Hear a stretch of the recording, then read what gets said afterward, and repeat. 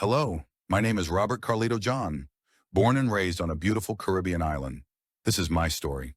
I was never a morning person. The harsh, uninvited light of dawn was a cruel joke to my tired eyes, and the incessant chirping of the birds outside was a pattern of torture to my ringing ears. Yet here I was, sitting at the kitchen table with a steaming cup of coffee in my hands, watching my mother as she bustled around the kitchen, her movements a blur of efficiency. She had always been an early riser, a silent sentinel to the new day, making sure that everything was in order before the rest of the house stirred from slumber. "Good morning," she'd say, with a smile that could warm the coldest of hearts. Her eyes, though lined with the years of unspoken worries and sacrifices, sparkled with a love that was unmatched. I'd mumble back, my voice thick with sleep, not bothering to hide my disdain for the early hour. My mother never took offense to my grumbling. She'd just pat my shoulder and continue with her preparations, a silent testament to her unwavering love and patience. She'd cook breakfast with the same care she had for years, eggs just the way I liked them, toast that was crispy yet not burnt, and juice that was always freshly squeezed. It was a routine so ingrained in our lives, it was as if it had always been a part of the fabric of time itself. As she set the plate in front of me, I noticed the calluses on her hands, a map of a life spent in service to others, particularly me. Yet she never complained. Her hands, those same hands that had cradled me when I was a baby and wiped my tears away, now moved with the grace of a dancer, placing the napkin just so, ensuring the silverware was aligned perfectly. "Eat up," she'd urge gently. "You've got a big day ahead of you." I'd nod, shove the food in my mouth, and rush out the door, barely registering the warmth of her embrace, the sweet scent of her perfume, or the gentle reminder to stay safe. It was all just part of the background noise of my life, a mundane rhythm that I took for granted. Little did I know the most precious gift I ever had was sitting right there, across from me, her love as palpable as the steam rising from my coffee, her presence as constant as the beating of my heart. But like the air we breathe, it was something I never truly appreciated until it was no longer there to fill my lungs. Life swept me away as it tends to do. I went to college, got a good job in the city, and moved out of the small town and the house that had been my sanctuary for so long. I'd come home to visit, of course, but the frequency of those visits grew more and more sparse as the years went by. My life became about deadlines, promotions, and the pursuit of success, a never-ending race that left no room for reflection.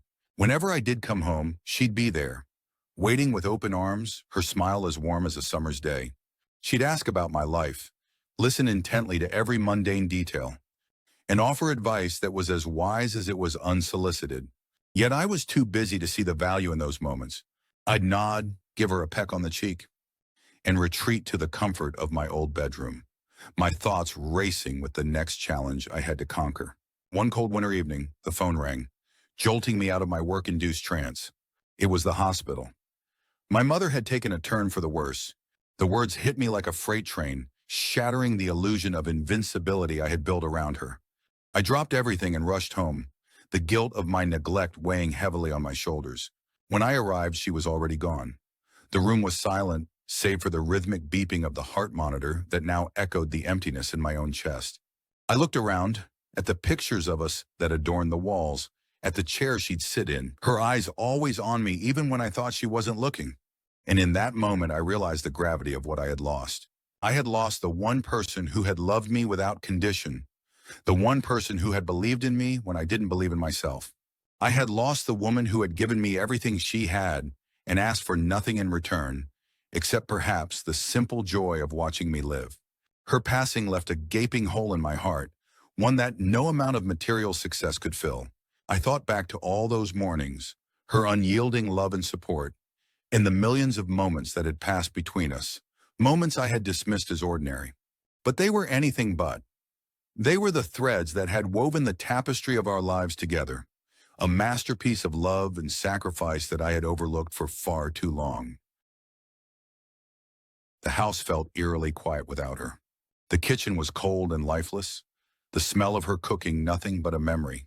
I walked through the hallways, my footsteps echoing in the silence she had once filled with laughter and comforting words.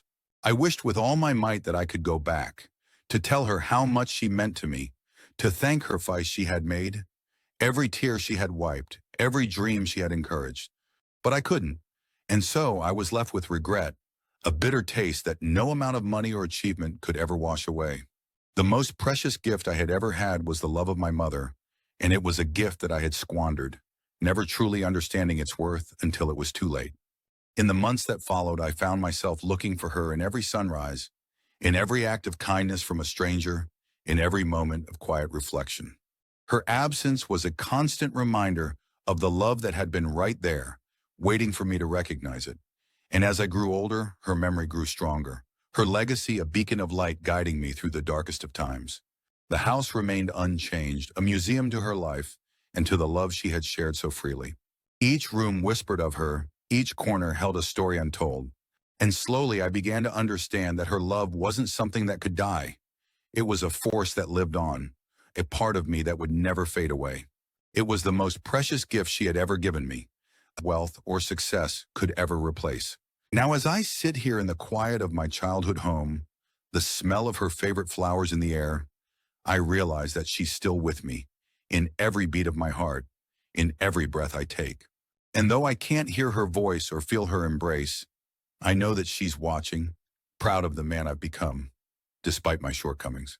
I decided to honor her memory in the most profound way I knew how.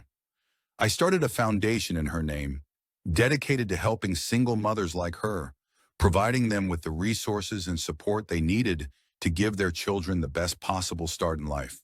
It was a small act of redemption, a way to give back the love she had so freely given to me.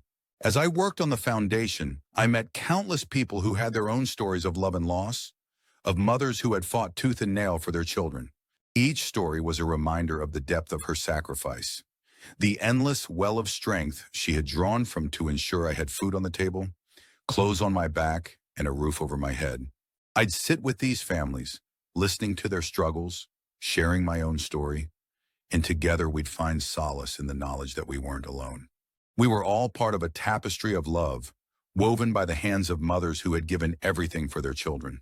And as the foundation grew, so did my understanding of the boundless love that had been present in my life, a love I had taken for granted.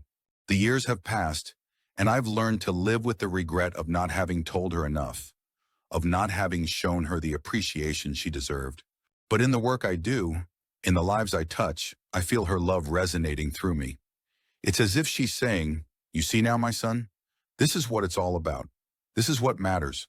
And so, I continue her legacy, her spirit living on through every act of kindness, every word of encouragement, and every moment of love that I share. I've come to understand that the most precious gift I ever had wasn't the tangible things she gave me, but the intangible warmth of her love.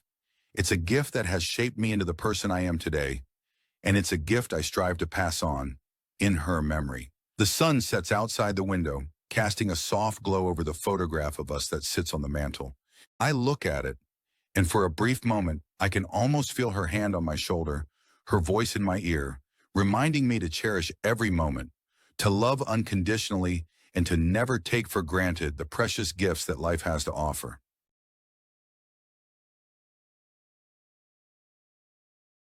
I stand up from my chair, the weight of her loss still heavy on my heart, but also the warmth of her spirit propelling me forward. I walk into the kitchen, the room where so many of our mornings began. The counters are now clean and uncluttered, the stove cold and unused. But I can still see her standing there, her apron tied around her waist, her eyes focused on the task at hand, her love as palpable as the heat from the oven. I decide to cook dinner, something I rarely did when she was alive. It's my way of connecting with her, of keeping her legacy alive. As I chop the vegetables, I remember her hands, so much smaller than my own, yet so much stronger. The smell of the simmering stew fills the house, and I'm transported back to a time when she'd stand by the stove, humming a tune that was as comforting as the food she'd make. I add a pinch of salt, a dash of pepper, and I know she's with me, guiding my hands, whispering the secret ingredients that made her cooking so special. As I sit down to eat, the silence is deafening, but in that silence I find peace. I talk to her, sharing the details of my day, my hopes, my fears, my dreams. It's a one-sided conversation, but somehow It feels as though she's listening, and in the quiet, I finally say the words that I wish I had said so many times before. Thank you, Mom, I whisper. Thank you for everything. The night stretches out before me, a canvas of darkness that she's no longer a part of. But her love is like a lighthouse, guiding me through the foggy night of life. I know that she's watching over me. The house feels emptier than ever, but I'm not alone. And as I lay down to sleep, the same bed that once held my youth, now a testament to the life I've lived, I know that she's with me. Her love is the most precious gift, one that I'll carry with me forever. I drift off, the warmth of her embrace enveloping me, her whispers of encouragement echoing through the halls. And as I close my eyes, I make her a silent promise. I'll continue to honor her memory, to live a life that makes her proud, and to ensure that the love she gave so freely doesn't fade away. It's a promise that I'll keep as long as I draw breath, for she's the reason I am who I am today. And in the end, the most precious gift I ever had was her unwavering belief in me, a belief that has become the foundation upon which I've built my life. The next morning, I wake up with a sense of purpose that's been missing for too long. The sun streams through the window, and for the first time in what feels like an eternity, I don't dread the day. I dress with intention, feeling her presence in the fabric of the clothes she had picked out for me, the cologne she had always liked me to wear. It's as if she's getting ready with me, a silent partner in the dance of life. As I step outside, the cool air is a stark contrast to the warmth of the house. I take a deep breath and feel the weight of her absence, but also the strength of her love propelling me forward. I decide to take a walk, to clear my head and reflect on the woman who had been my rock, my guide, and my best friend. The town is the same, yet different, as if it's mourned her loss as much as I have.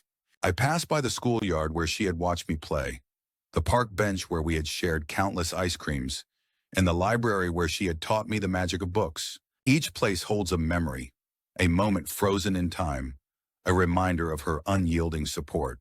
And as I walk, I notice the mothers with their children, the smiles they share, the sacrifices they make. It's as if she's everywhere, her love a universal language that unites us all. The world goes on, the seasons change, and life has a way of marching to its own rhythm. But in the quiet moments, when the world seems too loud, too fast, I find myself retreating to the sanctuary of her love. It's there, in the stillness, that I can hear her voice, feel her warmth, and remember the most precious gift I ever had. And it's in those moments that I know, without a doubt, that her love will live on, not just in me, but in every life I touch, every kindness I extend, every dream I help come true. The foundation grew, and so did my understanding of the depth of her sacrifice. I met children who had lost their mothers too soon, mothers who had fought battles she had never had to face. I saw the strength in their eyes, the resilience that mirrored her own.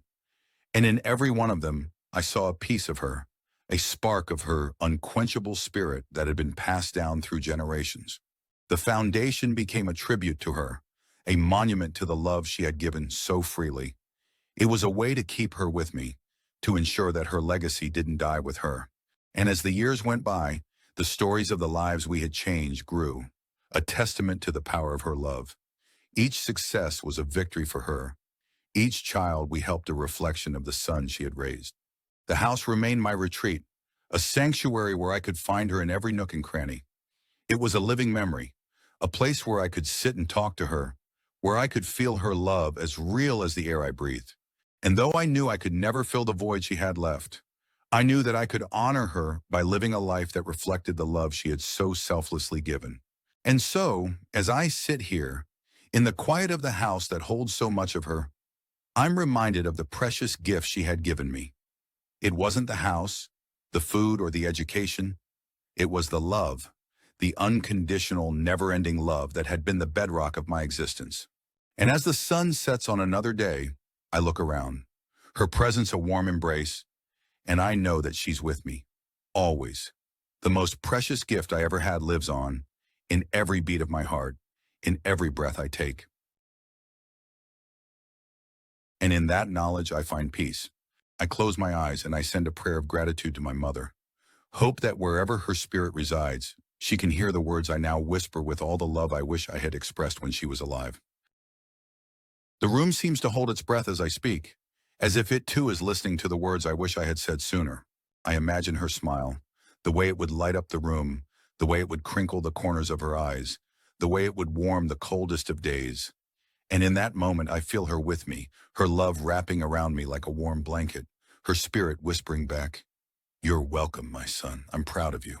The room feels alive again, her energy pulsing through me, guiding me, pushing me to continue her work. And as the stars begin to twinkle outside the window, I make a silent vow to never forget the gift she's given me, to always cherish the love she had for me.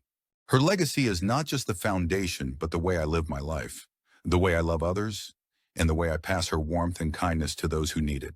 The house is still, but my heart is full, a testament to the power of a mother's love. It's a love that transcends time, a love that never fades. And as I stand up to face the night, her love is my beacon. I know that she's not truly gone. She's with me in every step I take, in every heart I touch. Her love is the most precious gift, one that will live on through me, through every act of kindness, every moment of compassion, every word of encouragement.